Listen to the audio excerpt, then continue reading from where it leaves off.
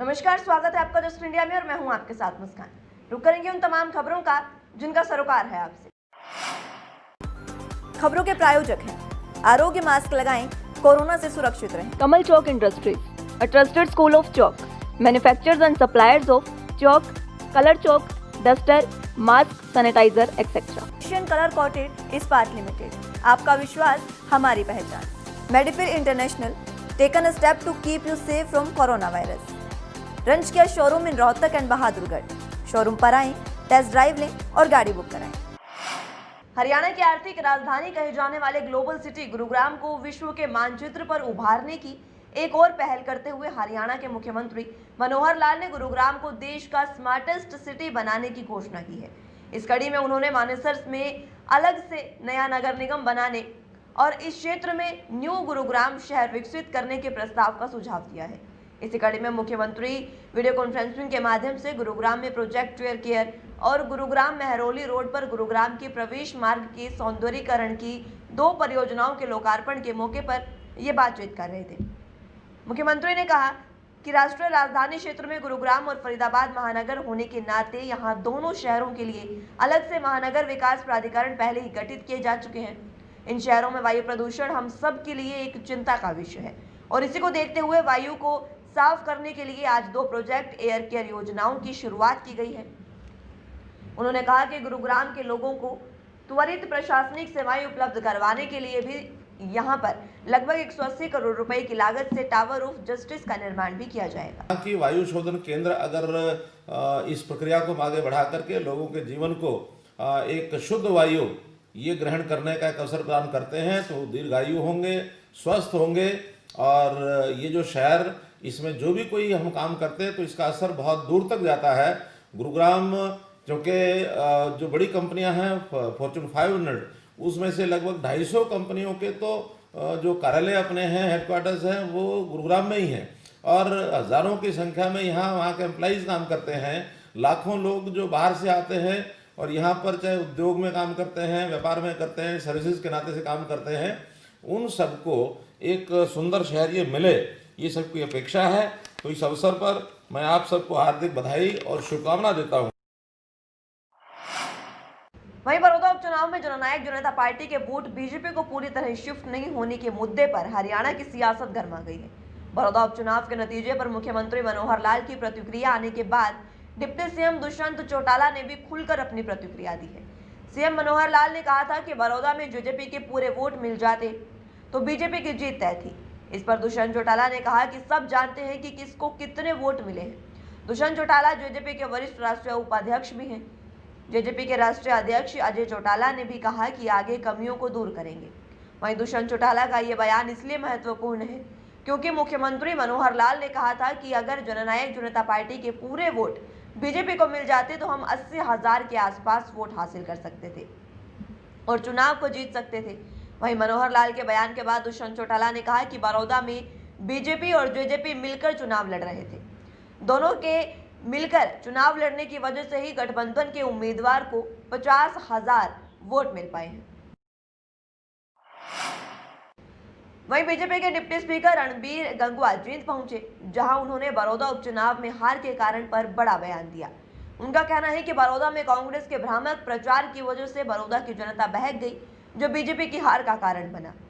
वहीं उन्होंने कहा कि 3 अध्यादेशों के विरोध का उपचुनावों में बीजेपी पर कोई असर नहीं पड़ा है। इतना ही नहीं, उन्होंने कहा कि अब की बार पिछले चुनाव से ज्यादा वोट बीजेपी को मिले हैं। बता दें कि रणबीर गंगवा जींद में पिछड़ा वर्ग के लोगों के साथ मीटिंग करने पहुंचे थे, जहां उन्होंने कहा कि अब आरक्षण पर मुख्यमंत्री का स्वागत होगा। उन्होंने तर्क दिया कि पंचायती राज में पिछड़ा वर्ग 1 को 8% आरक्षण देने के लिए मुख्यमंत्री मनोहर लाल का पिछड़ा वर्ग के लोग 29 नवंबर को हिसार के पुराना राजकीय कॉलेज के मैदान में स्वागत कार्यक्रम करेंगे। मुख्यमंत्री ने पिछड़ा वर्ग को आरक्षण से सम्मान दिया है, इसलिए अब इस वर्ग के लोग उनका भी सम्मान करेंगे। वहीं सोनीपत गन्नौर में जहरीली शराब से 2 और लोगों की मौत अब फिर हो गई है, जबकि 4 लोगों की आंखों की रोशनी कम हो गई है। बुधवार को पीजीआई रोहतक में कई दिनों से भर्ती सोनीपत के हनुमान नगर के महेंद्र ने दम तोड़ा। वहीं गन्नौर में 7 दिन से भर्ती प्रेम की भी मौत हो गई है, जबकि जहरीली शराब से प्रभावित 4 लोग पीजीआई रोहतक में भर्ती हैं। इनकी आंखों की रोशनी भी कम हो गई है। इधर सोनीपत के नैना तीतारपुर गांव में शिक्षक के घर में चल रही अवैध शराब की फैक्ट्री से भी पानीपत के नंगला पार और धनसोली गांव में जहरीली शराब की सप्लाई हुई थी। ये फैक्ट्री गैंगस्टर प्रश्न उर्फ लंबू का साथी मनदीप उर्फ सेठा और उसके 4 साथी मिलकर कई साल से चला रहे थे। पुलिस पूछताछ में आरोपी ने बताया कि बिजली चले जाने के कारण अंधेरे में पोटेशियम और अन्य केमिकल की मात्रा ज्यादा होने से जहरीली शराब हो गई थी, जो नंगला पार के शराब ठेके और धनसोली गांव में पहुंची। इससे सनोली एरिया के 8 लोगों की मौत हो गई है। जहरीली शराब की सप्लाई ज्यादा सोनीपत में हुई, इसलिए वहां ज्यादा मौतें हुई। गौरतलब हो कि प्रदेश भर में जहरीली शराब से अब तक 51 मौतें हो चुकी। वहीं 8 माह के कोरोना काल में प्रदेश में संक्रमण की चपेट में आकर रिकवर हो चुके मरीजों में कोरोना के री-इन्फेक्शन का खतरा अब सामने आने लगा है। आईसीएमआर ने हरियाणा में कोरोना री-इन्फेक्शन के 3 केस चिन्हित किए हैं। इनमें पीजीआई के एनेस्थीसिया विभाग की पीजी छात्रा चिकित्सक, 69 वर्षीय रेड क्रॉस सोसाइटी के सेवानिवृत्त सचिव और दादरी की एक महिला शामिल है। तीनों केस के मरीज पहली बार संक्रमित होकर रिकवर होने के बाद 1.5 महीने से 3 महीने यानी 26 दिन बाद फिर कोरोना इन्फेक्शन की चपेट में आए हैं। इन 3 केस में से 2 मरीज बुजुर्ग और एक महिला है। दोनों कोरोना को दोबारा हरा चुके हैं। छात्रा पीजीआई में फिलहाल भर्ती है। आईसीएमआर ने 3 केस का ब्यौरा पीजीआईएमएस मेडिकल कॉलेज के निदेशक डॉक्टर रोहताश यादव को भेजा है। हालांकि मरीजों के केस पर संदेह जताते हुए डॉक्टर रोहताश ने आईसीएमआर को वापस पत्र लिखकर कुछ बिंदुओं पर विस्तृत ब्यौरा उपलब्ध कराने को कहा है। वहीं अब हरियाणा में कोरोना इन्फेक्शन के केस मिलने के बाद से दोबारा संक्रमित होने के डर से संक्रमण से रिकवर हो चुके लोगों में भी डर सताने लगा है। वहीं हरियाणा में कोरोना ने एक बार फिर से पैर पसार लिए हैं। लोग इसे हल्के में ले रहे हैं, जबकि 2 दिन में 18 लोगों की जान पीजीआई में जा चुकी है।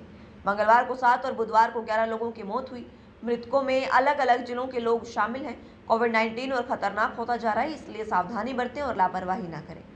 ये प्रशासन ने अपील की। बाजारों में भीड़ भी नहीं होनी चाहिए और न ही भीड़ में आपको जाना चाहिए। अब भी देखने को मिल रहा है कि बाजारों में पहले की तरह ही भीड़ है और किसी नियम का पालन नहीं किया जा रहा। इसलिए आपसे अपील की गई है कि मास्क लगाएं और सोशल डिस्टेंसिंग का पालन करें।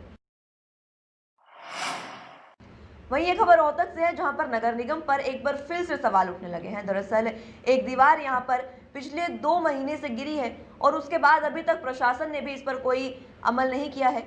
हालांकि स्थानीय निवासियों का कहना है कि जब ये दीवार गिरी थी तो यहाँ पर सौभाग्यपूर्ण कोई व्यक्ति मौजूद नहीं था, लेकिन अगर यहाँ पर कोई होता तो कोई भी बड़ा हादसा हो सकता था।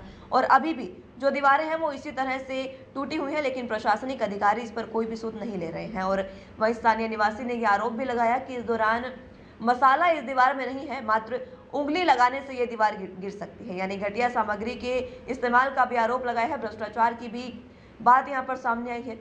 रोहतक के गोहाना अड्डे के तेज कॉलोनी में पहाड़ा मोहल्ले के सामने बिल्कुल ये दीवार गिरी है, जहां पर 2 महीने बाद भी अभी तक प्रशासन इस पर अमल नहीं कर पाया। शायद इसकी हमने किसी डिपार्टमेंट में हमने मैसेज किया था, यहाँ पे बाई चांस अधिकारी आए थे तो हमने उन्हीं को ही कहा था कि ये सर दीवार गिर गई है, कृपया इसको जल्दी से जल्दी बनवाया जाए। पर इतने 2 महीने से यहाँ पे कोई सुनवाई नहीं हुई है और अभी भी ये इसको सिर्फ टेम्परेरी सा इसको बना के जाने के लिए तैयारी कर रहे हैं। और फ्यूचर में दोबारा किसी दुर्घटना में संभावित कोई व्यक्ति जिस पे दीवार गिरेगी तो वो मर भी सकता है, उसको चोट भी लग सकती है। तो प्रशासन से मेरी यही एक प्रार्थना है कि कम से कम इसको बढ़िया तरीके से बनाया जाए ताकि दोबारा कोई दुर्घटना ना हो। वहीं शहर के नया बाजार के बंद मकान में एक दंपत्ति और 1.5 वर्षीय बच्चे का शव मिलने से सनसनीखेज मामला सामने आया है। मामले की सूचना पाकर मौके पर पहुंची पुलिस की टीम ने कार्रवाई शुरू कर दी है। सीन ऑफ क्राइम की टीम ने मौके पर पहुंचकर तथ्य जुटाकर आगामी कार्रवाई भी तेज कर दी है। जानकारी अनुसार मृतक भिवानी के गांव देवसर के रहने वाला सुनील है, जो अपनी पत्नी अंजू और 1.5 वर्षीय बेटी के साथ नया बाजार में रहता था। मृतका अंजू उपमंडल के गांव दीवाना के हाई स्कूल में विज्ञान विषय की अध्यापिका थी, जिसकी 1 से 1.5 साल की बेटी भी थी और उसका पति घर में रहता था। बुधवार को जब साथी टीचर ने स्कूल जाने के लिए फ़ोन किया तो अंजू ने फ़ोन नहीं उठाया और शाम को वो अपने पति सहित उसके घर के बाहर वो महिला पहुंची, जिसके बाद पता चला कि सुबह से ही ये घर का गेट अभी तक नहीं खुला है और घर में अंधेरा भी है। तो पड़ोसियों ने दरवाजे को खटखटाया। दरवाज़ा न खुलने के बाद मकान मालिक को बुलाया गया, जिसके बाद सूचना पाकर पुलिस भी मौके पर पहुंची और पुलिस की टीम ने मकान की खिड़की को तोड़कर दरवाजे को खोला तो 1.5 वर्षीय बच्चे का शव बेड पर, महिला का शव फर्श पर और मृतक सुनील का शव स्टोर में मिला है। दरवाजा अंदर से बंद था। उसके बाद साइड में जो है वो खिड़की का शीशा तोड़ के अंदर से कुंडी खोली गई और अंदर जो है जो दृश्य देखा वो बड़ा भयानक था। उसमें बाहर जो है पहले कमरे में है जो अंजू नाम की लेडी है वो पड़ी हुई है। जो बेडरूम है उसमें बच्ची है और एक जो स्टोर रूम है उसमें सुनील जो है उसने फांसी लगा ली है। जो सुनील है उसका तो क्लियर कट है कि उसने सुसाइड किया है। बाकी अभी एफएसएल टीम हमारी मौके पर आई है और वो जांच कर रहे हैं। शहर में त्योहारी सीजन में बाजारों में बढ़ती भीड़ को देखते हुए स्नैचिंग की कई वारदातों का खुलासा हो चुका है। पुलिस ने स्नैचिंग के बढ़ते मामलों पर कार्रवाई करते हुए गिरोह के 2 सदस्यों को गिरफ्तार भी कर लिया है। आरोपियों से पूछताछ में कई वारदातों का भी खुलासा हुआ है। पुलिस दोनों आरोपियों से पूछताछ कर रही है। वहीं बुधवार को डीएसपी गोरखपाल राणा ने पत्रकारों से बातचीत में बताया कि शहर में लगातार बढ़ती आपराधिक घटनाओं पर अंकुश लगाने के लिए पुलिस लगातार प्रयासरत है। उन्होंने बताया कि अपराध जांच शाखा प्रभारी नरेश कुमार की टीम ने स्नैचिंग गिरोह के सदस्य साहिल निवासी जींद और आदित्य निवासी गांव भगवतीपुर हाल निवासी जनता कॉलोनी को गिरफ्तार किया है। पुलिस ने आरोपियों के कब्जे से 2 मोबाइल फोन, 1 एक्टिवा और सोने की चैन भी बरामद की है। पूछताछ में आरोपियों ने 8 वारदातों का खुलासा भी किया है और अपना गुनाह भी कबूला है। वहीं डीएसपी का कहना है कि गिरोह में अन्य युवक भी शामिल हैं जिनकी गिरफ्तारी के लिए संबंधित स्थानों पर छापेमारी की जा रही है। पुलिस अपराधियों से पूछताछ कर रही है। उन्होंने 2 लड़के यहाँ काबू किए हैं। एक लड़का साहिल जो कि माली गांव पड़ता है जींद जिला में, और दूसरा लड़का है आदित्य जो भगवतीपुर का है और यहाँ जनता कॉलोनी में रहते हैं। ये 2 लड़के जो हैं, एक ग्रुप तो इनका है और एक ग्रुप है लड़का करण है, वो अकेला मोटरसाइकिल एक्टिवा की वारदात करता है, ये भी वारदात करते हैं। इनसे लगभग हमारी 8 से 10 वारदातें हमारी इन्होंने मानी है फिलहाल अभी तक, और जिनमें हमने 4 वारदातों हमने रिकवरी भी डाल चुके हैं। एक एक्टिवा हम यहाँ आर्यनगर थाने के इलाके से एक्टिवा चोरी थी 6040, वो हमने बरामद कर ली। खबरों के प्रायोजक थे Shri Shyam plywood and lamination, वेंसफिल अपरेट्स लव, boiling waterproof plywood, SCF 48 HUDA complex Rohtak. Kamal Chowk industries, a trusted school of chalk, manufacturers and suppliers of chalk, color chalk, slate pencil, duster, dustless chalk, housekeeping material, mask, sanitizer, hand wash. Office number 201, first floor, town centre mall, D park, model town, Rohtak. Corona महामारी से लड़ने के लिए आरोग्य mask लाया है आपके लिए सबसे आधुनिक मास्क। इसके साथ ही आपको मिलेगी आधुनिक PPE किट, वो भी बहुत ही सस्ते रेट पर। contact@arogyamask.com पर जाएं और हमसे संपर्क करें या फिर www.arogyamask.com से जुड़ें। इसके साथ ही आप हमें कॉल कर सकते हैं। हमारा पता है Anand international, plot number 181, Panipat, Haryana. Be Fast Fit, India's fastest growing fitness chain, now at Rohtak D Park.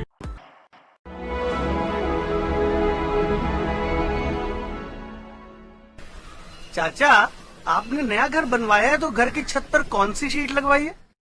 बेटा, मैंने अपने घर की छत पर एशियन शीट लगवाई है क्योंकि वो कभी न मिटने वाले ओरिजिनल निशान की चादरें हैं। साथ में ISI का चिन्ह, 5 साल की वारंटी के साथ साथ पैसों का सही मूल्य देने वाली वही इकलौती शीट्स हैं। क्योंकि नाम नहीं, पहचान जरूरी है। फिलहाल के लिए इतना ही। जुड़ रही है जस्ट इंडिया के साथ। नमस्कार।